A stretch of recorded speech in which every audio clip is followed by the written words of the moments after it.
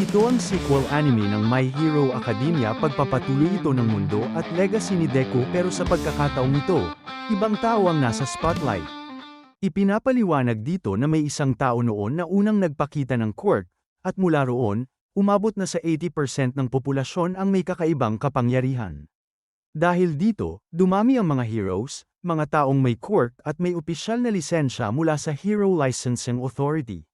Sila ang mga legal na bayani na kumikilos ayon sa batas at sa mga itinakdang rules.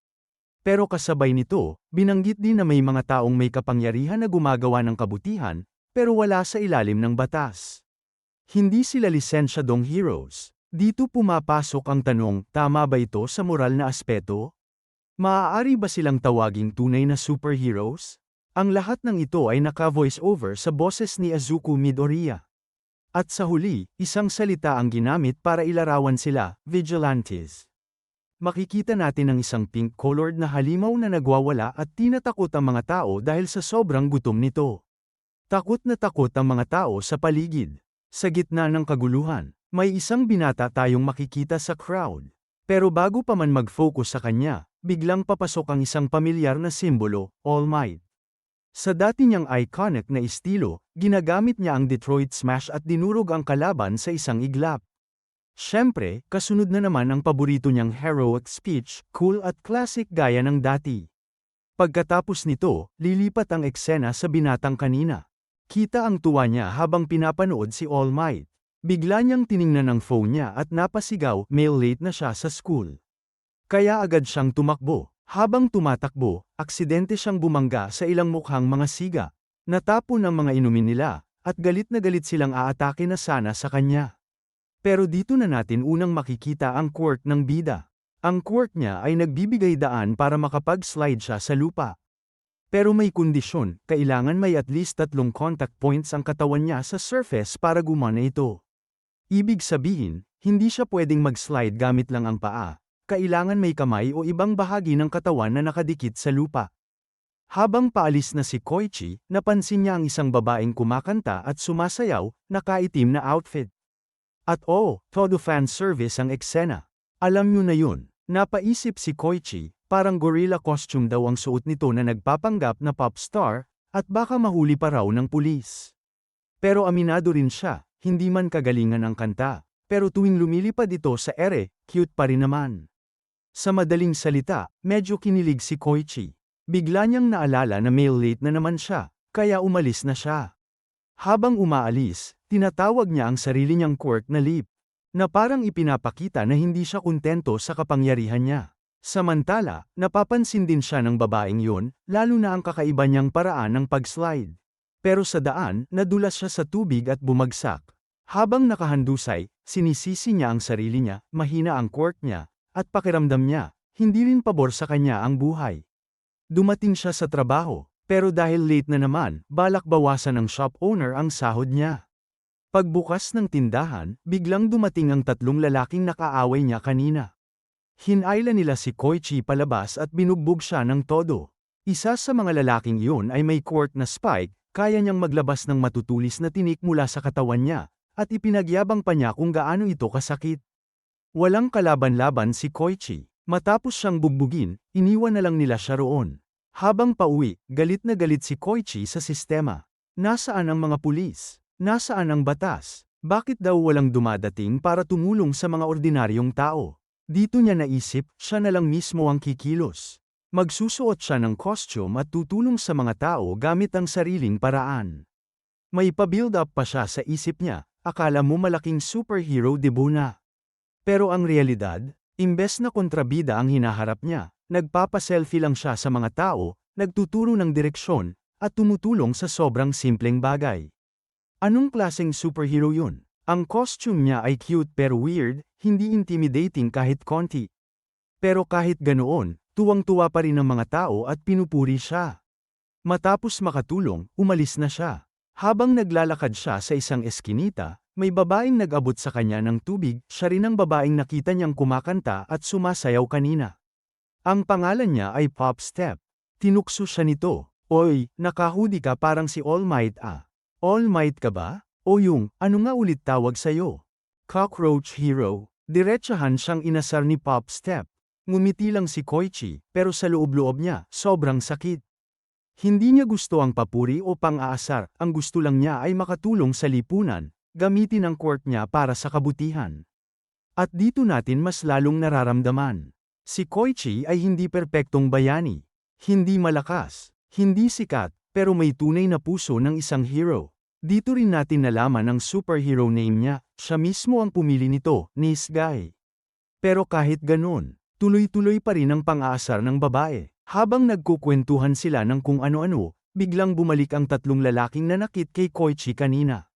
Sa pagkakataong ito, si Pop Step naman ang pinagtitripan nila, kung paano siya manamit, mag-makeup, kumanta, at pati ang mga online fans niya, lahat pinuna.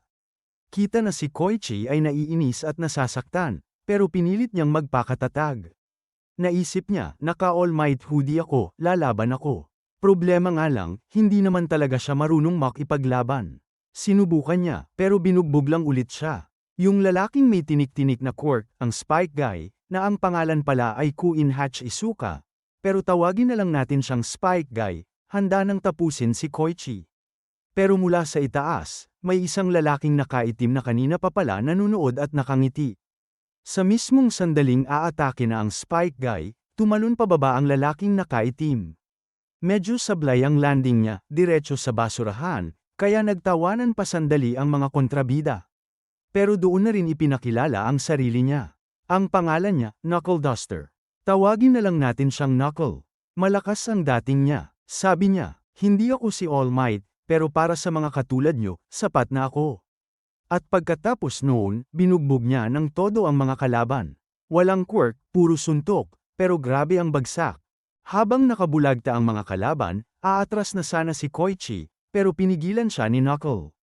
Saan ka pupunta? Hindi mo ba ako tutulungan? Kaya kitang gawing hero. Tumanggi si Koichi. Wala raw siyang interes maging hero. Pero diretsyong sinabi ni Knuckle, nakikita raw niya yun kay Koichi.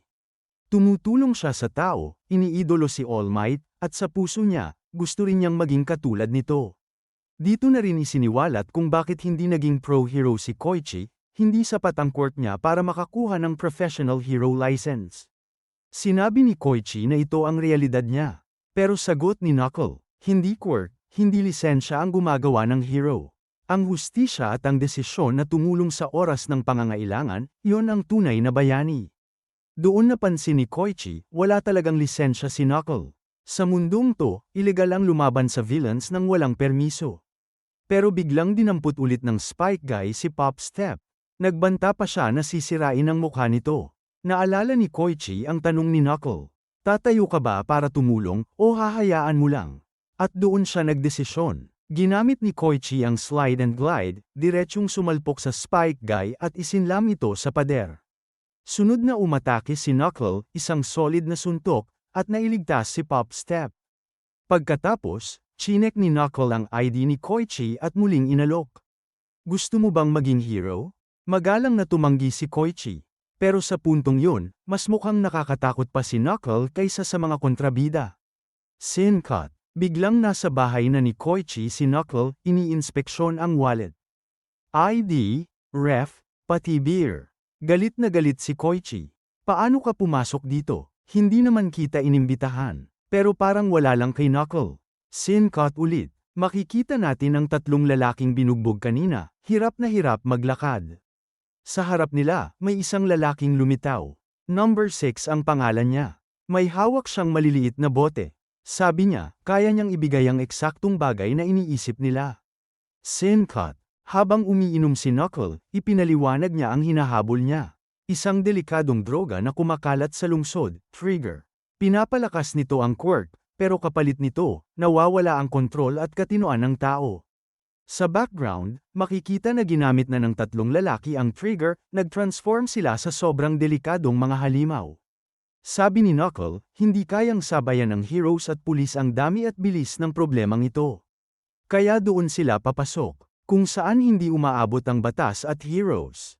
Kami ang kikilos. Ibinunyag din niya na nag-iitim ang dila ng gumagamit ng trigger, kaya lagi niyang chine-check yun. Kapag may nakita siyang itim na dila, bagbog, tanong, at hanap ng dealer. At sinabi niya kay Koichi, Sabay nating pipigilan to. Nagulat si Koichi, bakit tayo? Pero huli na, hinihila na siya ni Knuckle palabas. Habang nag-iimbestiga sila, may mga nakakatawa at natural na usapan sa pagitan nila.